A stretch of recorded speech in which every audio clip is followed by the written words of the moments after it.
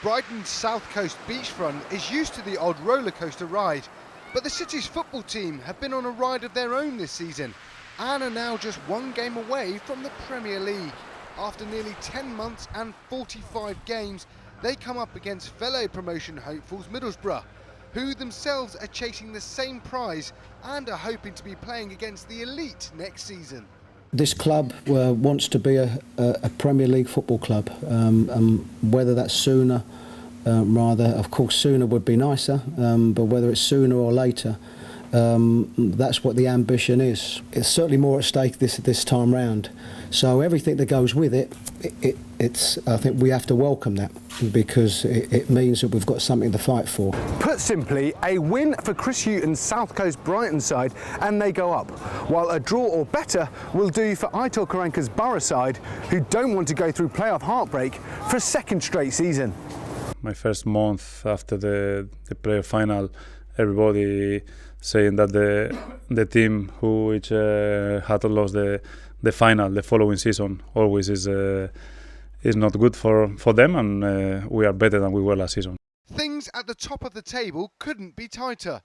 Burnley have already clinched automatic promotion, with Middlesbrough currently in the second spot, ahead of Brighton only on goal difference. My experience tells me that when you go to the pitch thinking about drawing that game, you are going to lose those games more than that you are going to win. So for that reason, I am preparing everything to try to beat Brighton, knowing that it's going to be a tough game, because there are more than 3 points. As for Brighton, their story has more than a touch of the Leicester's about it. The club only stayed in the Football League on the final day 19 years ago and are now on the cusp of reaching the Premier League for the first time. It was just kind of a matter of survival. I mean, they did very well with Dean to get into the Championship, but their ambitions were to stay in the division, not to go up. Obviously, things have moved on since the investment by the owner, Tony Bloom, the stadium, the Amex, the training ground, £30 million training ground. Everything is in place now. They had a blip last season, went backwards after reaching the playoffs twice, but have bounced back from that and now stand on the brink.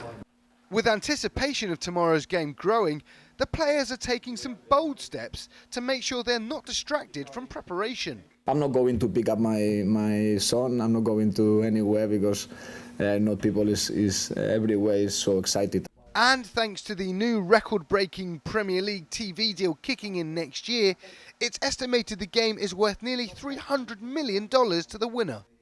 There are lots and lots of stories. You know, I think most of them have been about where we are at this particular moment, what we've done to get where we are, the magnitude of the game, of course, on Saturday, and what a privileged position that we are in. Both teams are all too aware of the rewards on offer with the right result this weekend, and so are doing their best to manage excitement, emotion and expectation. They might both still be the ones to make the Premier League by the end of this season, but only one can make that this weekend. Adam Reed, TRT World.